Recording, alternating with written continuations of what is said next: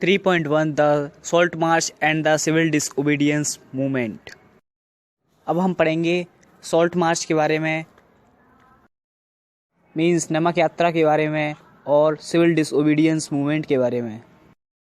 Mahatma Gandhi found in salt a powerful symbol that could unite the nation. It means देश को एकजुट करने के लिए, देश को यूनाइट करने के लिए महात्मा गांधी को नमक एक शक्तिशाली सिंबल दिखाई दिया, मीन्स एक शक्तिशाली प्रतीक दिखाई दिया। On 31 January 1930 he sent a letter to viceroy Irwin stating 11 demands. 31 जनवरी 1930 को महात्मा गांधी ने इरविन वायसराय को एक पत्र लिखा जिसमें उन्होंने 11 मांगों को उसके सामने रखा। Some of these were of general interest, other were specific demand of different classes, from industrialists to peasants.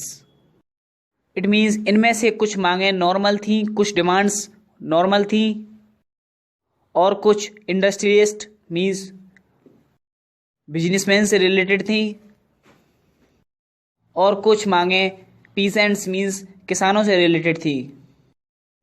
The idea was to make the demands wide-ranging, so that all classes within Indian society could identify with them, and everyone could be brought together in a united campaign.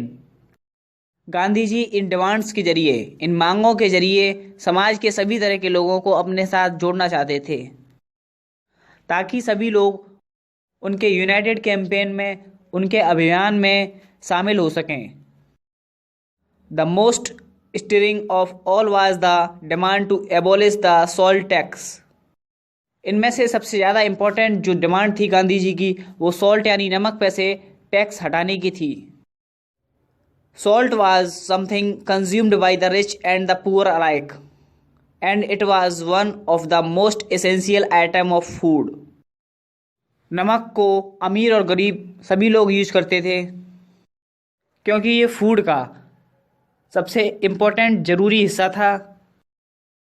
The tax on salt and the government monopoly over its production, Mahatma Gandhi declared, revealed the most oppressive face of British rule. इस वजह से नमक पर British government के द्वारा tax लगाना British government का सबसे ऑप्रेसिव फेस, सबसे दबावकारी चेहरा इंडियन पीपल्स के सामने रिवील कर दिया, उसको लाकर रख दिया।